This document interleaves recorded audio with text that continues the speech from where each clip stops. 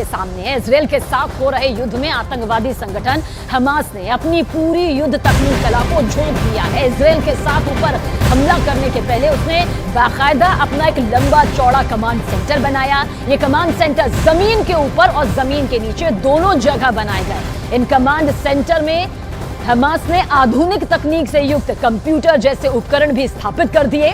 साथ ही जिस जगह से इजराइल पर हमला किया जा रहा है वहां भी आधुनिक उपकरण लगाए गए हैं। तो सोचिए किस तरह से यह आतंकी संगठन हमास जो है वो आधुनिक तकनीकों से लैस हथियारों के जमावड़े को लगातार इस्तेमाल करते हुए इजराइल को भारी नुकसान पहुंचाने की कोशिश कर रहा है। हालांकि इजराइल की तरफ से भी जवाब दिया जा रहा है, इसमें कोई शक नहीं, लेकिन एक आतंकी संगठन के पास इतनी ताकत का होना भी अपने आप में कई बड़े सवाल खड़ा करता है।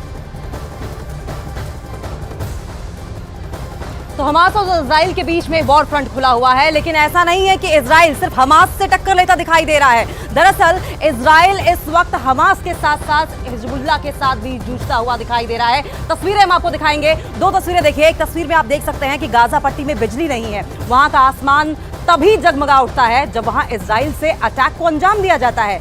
तड़के भी इजराइल ने 100 से ज्यादा स्ट्राइक को अंजाम दिया। वहीं दूसरी तस्वीर भी आप देखेंगे जो कि दिन की है, जब कैमरे में धुआं उठता हुआ रिकॉर्ड किया गया। इजराइल गाजा पर इतने बम गिरा रहा है कि गाजा का आसमान धुएं से ढक जाता है। एक तरफ इजराइल हमले कर रहा है तो दूसरी तरफ हमास जो है वो धमकी दे रहा है कि जैसे जैसे हमले होंगे वो बंधकों को मारता जाएगा। जाहिर है कि अब हमास खौफ में है और इजराइल से हमले रोकने की गुहार लगा रहा है, नेगोशिएशन की बात कर रहा है। इजराइल के मीडिया के मुताबिक हमास के हमले में मरने वालों की संख्या 900 से ज्यादा हो गई है, जबकि 2600 से ज्यादा लोग घायल हुए हैं। लेकिन गाजा पट्टी की बात करनी भी जरूरी है। गाजा के स्वास्थ्य मंत्रालय ने कहा है कि इजरायली हवाई हमलों में 687 फिलिस्तीनी नागरिक मारे गए हैं और 3726 लोग घायल हुए हैं।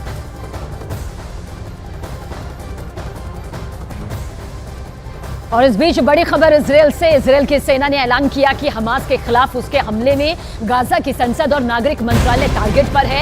इजराइल की सेना लगातार गाजा में हमलों को अंजाम दे रही है और इसमें इजराइल की थल सेना, वायु सेना और नौसेना भी शामिल है। तो बीते शनिवार जिस तरह से इजराइल पर हमला किया गया, एक के बाद एक हजारों रॉकेट दागे गए आतंकी संगठन हमास के जरिए, उसके बाद देखिए इजराइल की तरफ से भी वो मुंह तोड़ जवाब दिया जा रहा है जो जानता था हमास, क्योंकि हमास के लिए इजराइल की सेना उसकी ताकत के सामने लंबे वक्त तक टिक पाना इतना मुमकिन नहीं है। खुफिया जानकारी भले ही इजराइल के हाथ नहीं लग पाई हो, लेकिन हमास ये जरूर जानता है कि इजराइल पूरी तरह से मुस्तैदी के साथ आगे बढ़ता है और वो ताकतवर है, उसके पास इतनी ताकत है कि वो हमास का खात्मा कर सकता है। हालांकि पहली बार नहीं है, लेकिन जिस तरह से यह हमला हुआ वो सदी का सबसे बड़ा खतरनाक खौफनाक हमला माना जा रहा है।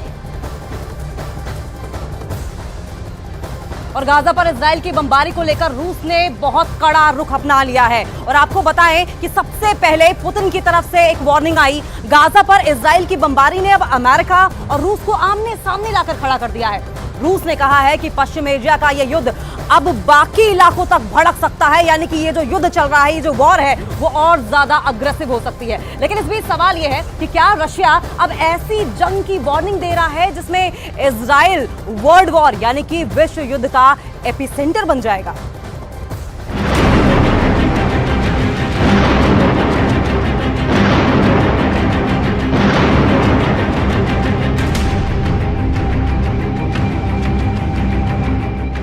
एक तरफ गाजा में बमबारी चल रही है, इजराइल का युद्ध गाजा को पूरी तरह तबाह करने जा रहा है। दूसरी तरफ इजराइल पर हमला करने के लिए लेबनान, सीरिया और ईरान की फौज तैयार बैठी है। और तीसरी तरफ अमेरिका की सेंट्रल कमांड का बेड़ा इजराइल को बचाने के लिए भूमध्य सागर में पहुंच चुका है।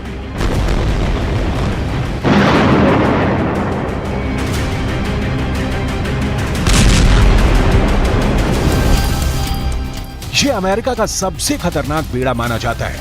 यूएसएस फोर्ड यूरोप के आसपास तैनात रहकर उत्तरी अफ्रीका और पश्चिम एशिया में किसी भी वक्त बमबारी के लिए तैयार रहता है। अचानक इस एयरक्राफ्ट में हरकत बढ़ गई है। फाइटर एयरक्राफ्ट लगातार लॉन्च किए जा रहे हैं और इस पर तैनात स्पेशल फोर्स किसी भी वक्त ऑपरेशन के लिए लॉन्च की जा सकती है।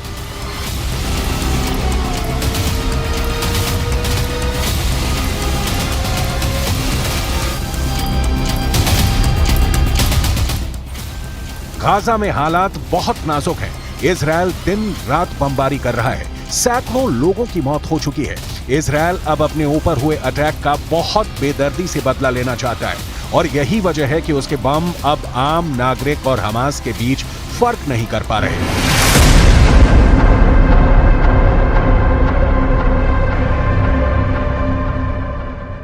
इस वक्त गाजा में जितनी भी इमारतें इजरायल की बमबारी में ढहती जा रही हैं, वहां मलबे से बच्चों और बूढ़ों की लाशें निकाली जा रही हैं। ऐसी हर तस्वीर को देखकर फिलिस्तीन का समर्थन करने वाले देशों में गुस्सा उबाल खा रहा है।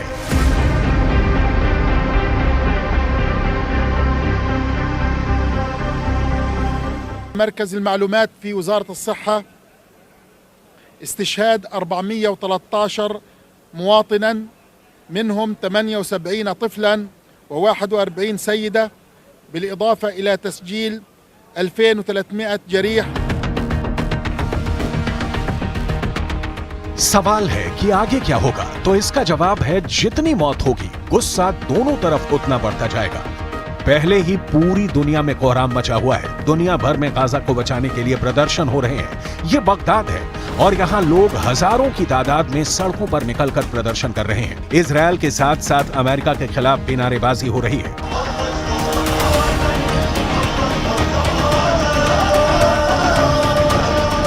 كجماهير المقاومة في العراق ننتظر فقط الأوامر التي تصدر من القيادة لكي نلبي بكل فرح وسرور ونقف جنبا إلى جنب مع أخوتنا في المقاومة الفلسطينية إن شاء الله।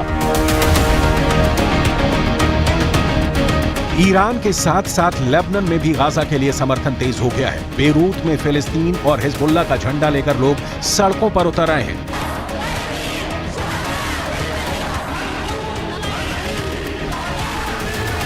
عندنا قضية جايين ندعم إخواننا المقاومين بفلسطين المحتلة، وعندنا رسالة جدا هامة للمطبعين الصهاينة وعلى رأسهم يزيد العصر محمد بن سلمان لعنة الله عليه.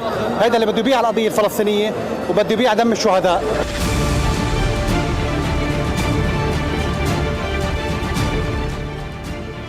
लेकिन हालात तो इजरायल के अंदर भी बहुत नाजुक हैं। सैकड़ों लाशें उठाने के बाद इजरायल अब आर पार करना चाहता है और उसका टारगेट है गाजा और वहां पर मौजूद हमास के अड्डे।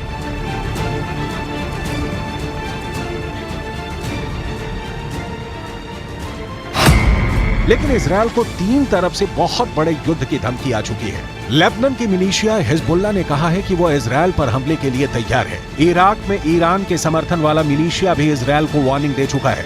सीरिया ने अंजाम भुगतने को कहा है, तो वहीं मिस्र से लेकर सऊदी अरब और कतर से लेकर तुर्की तक गाजा को बचाने के लिए वहां की सरकारों पर दबाव बढ़ने लगा है। ऐसे में बाइडेन ने नेतन्याहू को फोन करके कहा है कि अमेरिका इजरायल के साथ है।